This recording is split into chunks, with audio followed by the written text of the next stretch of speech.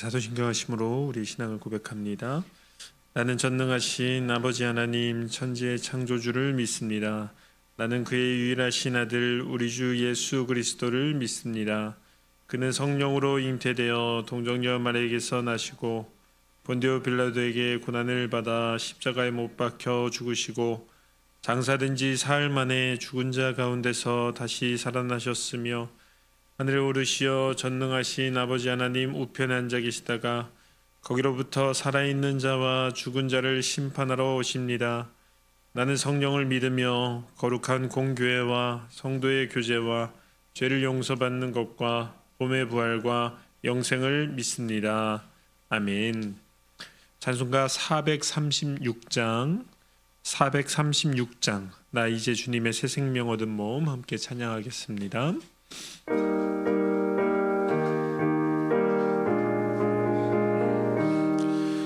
나 이제 주님의 새 생명 얻은 몸 옛 것은 지나고 새 사람이로다. 그 생명 내 맘에 강같이 흐르고 그 사랑 내게서 해같이 빛난다. 영생을 누리며 주 안에 살리라. 오늘도 내일도 주 함께 살리라. 주 안에 감추인 새 생명 얻으니 이전에 좁던 것 이제는 값없다. 하늘의 은혜와 평화를 맛보니 찬송과 기도로 주 함께 살리라. 영생을 누리며 주 안에 살리라. 오늘도 내일도 주 함께 살리라. 산천도 조목도 새 것이 되었고 죄인도 원수도 친구로 변한다. 새 생명 얻은 자 영생을 누리니 주님을 모신 맘 새 하늘이로다. 영생을 누리며 주 안에 살리라. 오늘도 내일도 주 함께 살리라. 주 따라가는 길 험하고 멀어도 찬송을 부르며 뒤따라가리라. 나 주를 모시고 영원히 살리라. 날마다 섬기며 주 함께 살리라. 영생을 누리며 주 안에 살리라. 오늘도 내일도 주 함께 살리라. 아멘. 오늘 하나님께서 우리에게 주신 말씀은 갈라디아서 3장 19절부터 29절까지 말씀입니다.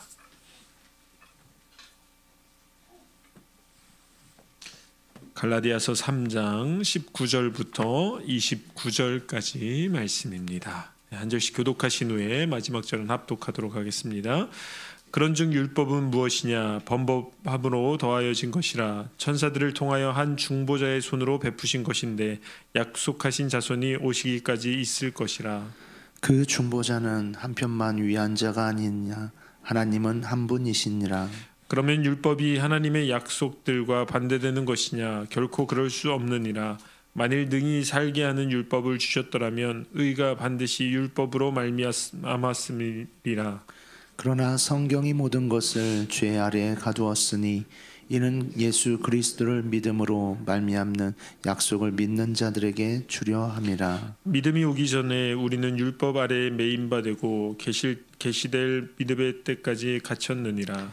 이같이 율법이 우리를 그리스도께로 인도하는 초등교사가 되어 우리로 하여금 믿음으로 말미암아 의롭다함을 얻게 하려 함이라. 믿음이 온 후로는 우리가 초등교사 아래에 있지 아니하도다. 너희가 다 믿음으로 말미암아 그리스도 예수 안에서 하나님의 아들이 되었으니 누구든지 그리스도와 합하기 위하여 세례를 받은 자는 그리스도로 옷 입었느니라. 너희는 유대인이나 헬라인이나 종이나 자유인이나 남자나 여자나 다 그리스도 예수 안에서 하나이니라. 함께 읽겠습니다. 너희가 그리스도의 것이면 곧 아브라함의 자손이요 약속대로 유업을 이을 자니라. 아멘. 기도하겠습니다. 좋으신 아버지 하나님, 은혜를 감사합니다. 지난 간밤에도 저희들을 주님 품 안에서 편히 쉬게 하시고 이 새벽에도 저희들을 주 앞에 불러주심을 감사합니다. 물을 떠난 고기가 살 수 없은 것 같이 저희가 주의 은혜가 없이는 한순간도 살 수 없음을 고백합니다. 이 새벽에도 말씀과 기도 가운데 저희들을 만나주시며 주의 성령으로 충만케 하여 주시옵소서. 이 새벽에도 주님께 감사의 예물과 또 1000번째 예물을 드립니다. 믿음으로 또 순종으로 감사함으로 드리는 예물을 주님께서 기뻐 받으시고 약속하신 하늘의 복과 땅의 복으로 충만하게 채워 주옵소서. 주의 은혜로 종의 가정들을 형통케 해주시며 그 자녀들을 축복하여 주옵소서. 예수님의 이름으로 축복하며 기도하옵나이다. 아멘. 이 새벽에도 주의 은혜와 축복이 함께 하시기를 축원합니다. 이제 오늘 말씀에는 이제 율법이 갖고 있는 역할이 뭐냐는 얘기가 이제 오늘 말씀의 내용입니다. 이제 복음으로 말미암아 이들이 믿음으로 구원을 받았는데 이들이 다시 이제 할례 문제 때문에 다시 율법으로 돌아가려는 그런 이제 위험성이 있었고, 여기서부터 이제 율법으로 구원받은 것이 아니라 우리가 믿음으로 구원받은 것이다, 이 얘기를 하게 된 거예요. 그러다 보니까 이제 유대인의 입장에서는 그러면은 우리 조상들이 지금까지 의지하고 따랐던 그런 율법은 뭐냐? 그것은 아무 소용이 없는 것이냐? 이런 질문이 자연스럽게 나오게 되는 겁니다. 그래서 거기에 대해서 율법이 가지고 있었던 역할이 뭐냐를 이제 오늘 본문에 설명을 해주고 있습니다. 그래서 여러분의 성경에 보시면 먼저 19절에 보면 그런즉 율법은 무엇이냐? 이 질문을 하고 답을 준 거예요. 그래서 여기다 이렇게 네모칸을 치든지 표시를 하시면 본문 이야기가 좋습니다. 첫 번째 질문이에요. 그러면은 율법이 뭐냐? 이런 질문이고, 두 번째 질문이 뭐냐면 21절입니다. 그러면 율법이 하나님의 약속들과 반대되는 것이냐? 이렇게 질문하는 거예요. 그리고 질문에 대한 답을 주는 거죠. 그러니까 이제 자연스럽게 이 율법과 이제 믿음의 관계를 설명하다 보니까 이것을 읽는 사람이 이런 질문이 나와야 돼요. 여러분들이 이런 질문이 안 나오시죠? 왜냐하면 유대인이 아니라서 그래서요. 근데 유대인들은 이제 이런 질문이 당연히 이제 하게 되는 것이죠. 그 다음에 23절에 가시면은 믿음이 오기 전에는 이때 율법이 있던 시절이죠. 믿음이 오기 전에는 대체 어떻게 됐느냐 이런 뜻이고, 그 다음에 25절에 가면은 믿음이 온 후에는 그럼 어떻게 됐느냐, 여기 나눠서 설명하는 겁니다. 자, 내용 전체적인 구조 분석이 되셨어요? 네, 그러니까는 19절에서는 율법이 대체 뭐냐 하고 그 율법에 대한 설명을 하려는 거고, 21절에는 그러면 율법이 하나님의 약속들, 아브라함의 약속을 말하는 거죠. 믿음으로 구원받는 걸 말합니다. 그러면은 믿음과 반대되는 것이냐, 이런 질문을 하고 답을 주는 거고, 그다음에 23절에 가면은 믿음이 오기 전에는 대체 어떻게 살았다는 거냐, 이런 얘기고, 그다음에 25절에 가면은 믿음이 온 후에는 어떻게 사는 것이냐, 이런 얘기가 이제 나오는 것입니다. 이제 요게 이제 19절부터 29절까지의 이제 단락 구분이 되는 것입니다. 자, 이제 이해하기 좋도록 이제 본문은 이렇게 나와 있지만 여러분들이 이해하기 좋은 방법으로 제가 이제 설명을 하겠습니다. 먼저 23절을 가서 보겠습니다. 23절에 보시면 믿음이 오기 전에는 우리는 율법 아래 매인바 되고 계시될 믿음의 때까지 갇혔느니라. 이같이 율법이 우리를 그리스도께 인도하는 초등교사가 되어 우리로 하여금 믿음으로 말미암아 의롭다함을 얻게 하려 하며, 여기서 이제 중요한 얘기가 24절에 초등교사라는 말이 있습니다. 우리를 그리스도롭게 인도하는 초등교사가 돼요. 옛날 성경에는 몽학선생이 돼요. 이렇게 번역을 했는데 여기에 맞는 단어가 우리나라 말에 없어서 그래요. 이게 이제 무슨 뜻이냐면은 이 당시 이제 그 사도 바울이 살던 시대에는 이제 로마라는 나라가 통치하던 시대고 귀족과 이제 노예 제도가 있었죠. 예, 그런데 그 노예들이 뭐 다 무식하고 뭐 능력이 없는 그런 노예들이 아니에요. 그 당시 노예들이라는 것은 이제 로마가 다른 나라를 정복했을 때 그 정복한 사람들은 다 노예가 되는 것이죠. 그러다 보니까는 그 정복당한 사람들 가운데는 귀족도 있고 엘리트도 있고 공부를 많이 한 사람들도 있는 거예요. 그러니까 엄청 똑똑한 사람들이 많이 있는 것이죠. 그런데 이제 그런 사람들 가운데 이제 이 집에 노예로 잡혀왔지만 그러나 굉장히 실력이 있고 능력이 있는 사람들이 있는 거예요. 이런 사람들 중에 자기 아들을 맡기는 선생을 만들었어요. 선생을. 그러니까는 신부는 노예죠. 신부는 노예지만 그러나 이제 그 주인의 아들을 가르치는 선생이 된 것입니다. 그럼 어떻게 가르칠까요? 선생처럼 가르쳐야죠. 그러니까는 주인의 아들을 가르치기 위해서 때로는 혼낼 수도 있어요. 혼낼 수도 있고 책망할 수도 있습니다. 그러나 신부는 뭐예요? 노예인 거예요. 그래서 이 주인의 아들이 어느 정도 크고 나면 뭐예요? 거꾸로 이 주인의 아들이 이 노예를 취급하는 거죠. 이해되시죠? 이런 사람이 여기서 말하는 초등교사라는 그 말의 의미입니다. 그러니까 이 초등교사라는 말의 의미는 신부는 노예지만 이제 주인의 아들을 가르치는 선생인 것이죠. 그러니까 일시적인 선생인 거예요.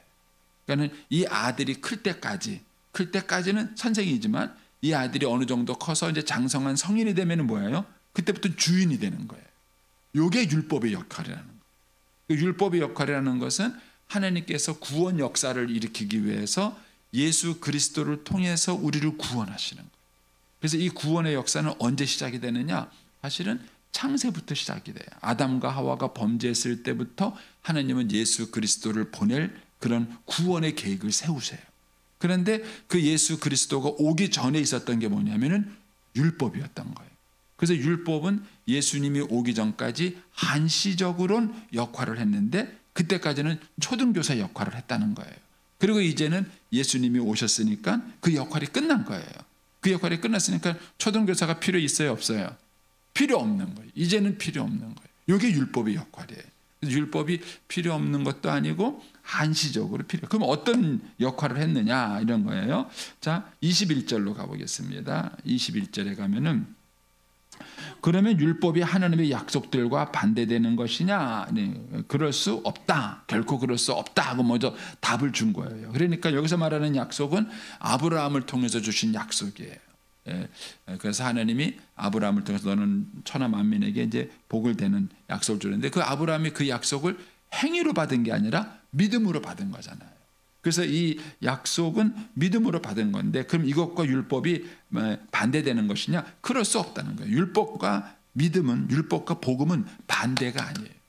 그래서 예수님이 뭐라 그랬습니까? 나는 율법을 폐하러 온 것이 아니라 완성하러 왔다. 이렇게 말했어요.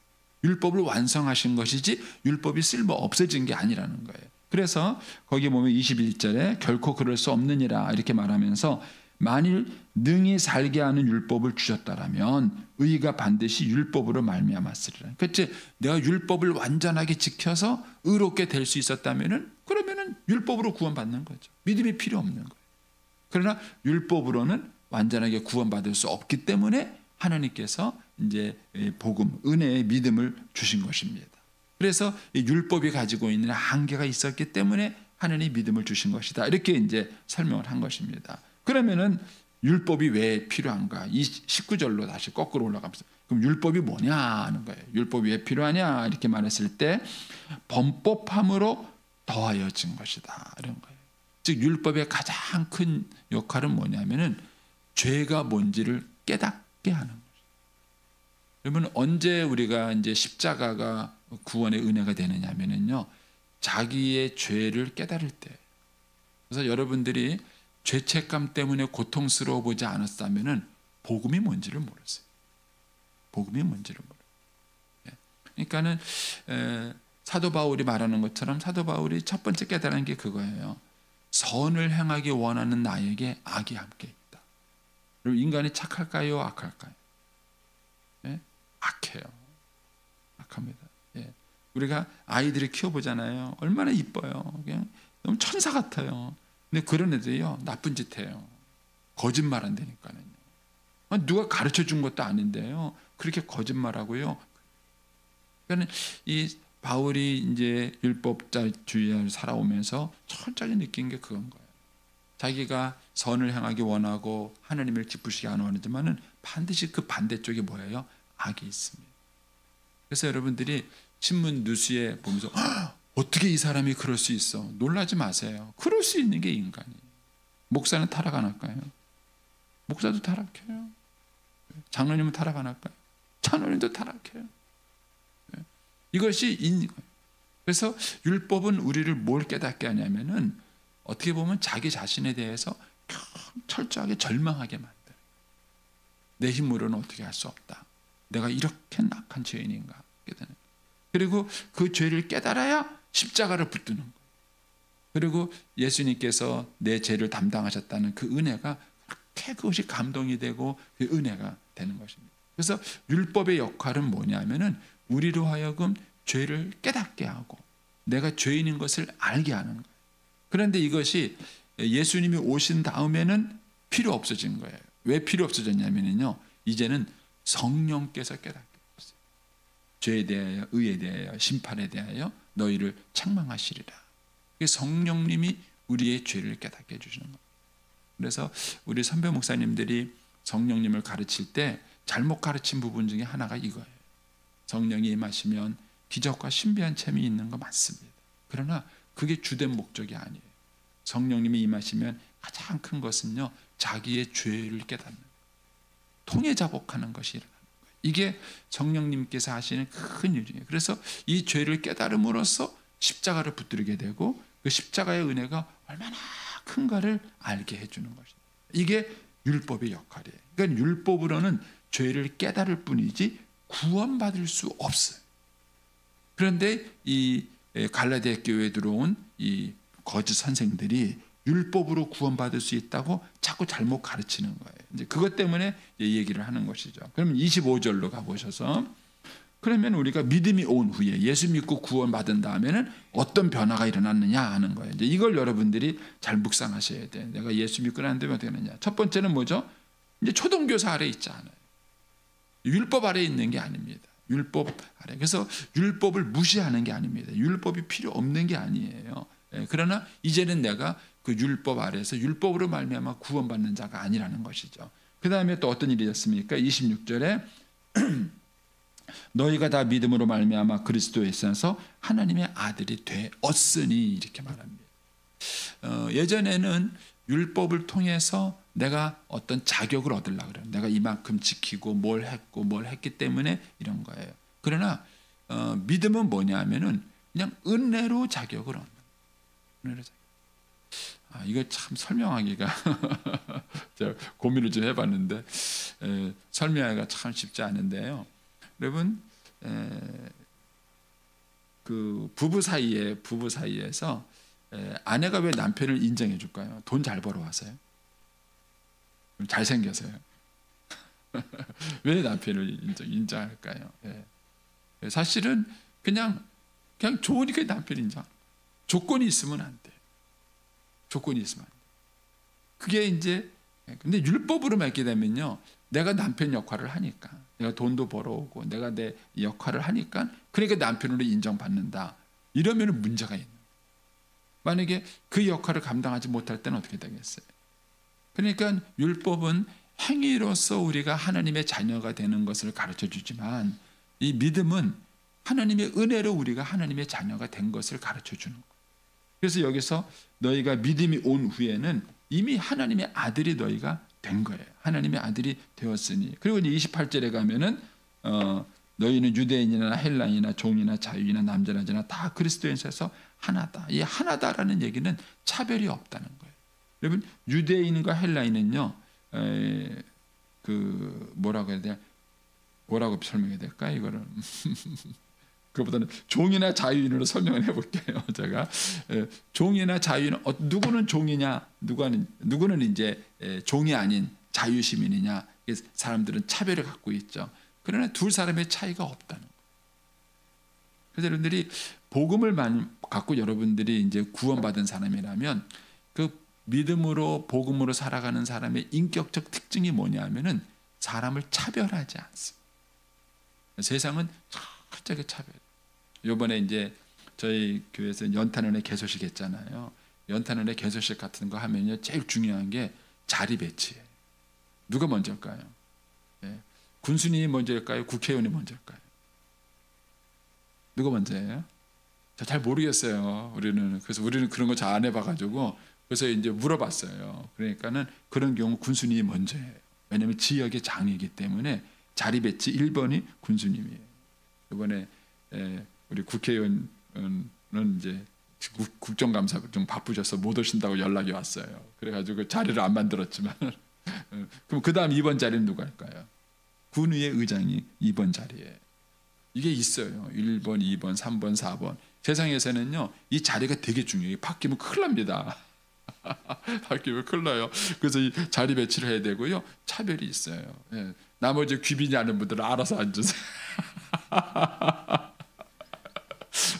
알아서 앉으세요. 소개할 때도 잘 소개하셔야 돼요. 소개할 때도 순서가 있어요. 소개를 잘 소개해야지 기분이. 방송이 나갔어요. 말을 못하겠습니다. 제가. 하여튼 저 순서를 바꾸면 하여튼 재미있는 일이 있습니다. 그러니까 세상에서는요 기본적으로 차별이 존재합니다. 세상에서는 기본적으로 차별. 이게 율법이에요. 그러니까 율법은 내가 노력하고 그걸 지켰고 내가 수고한 거예요.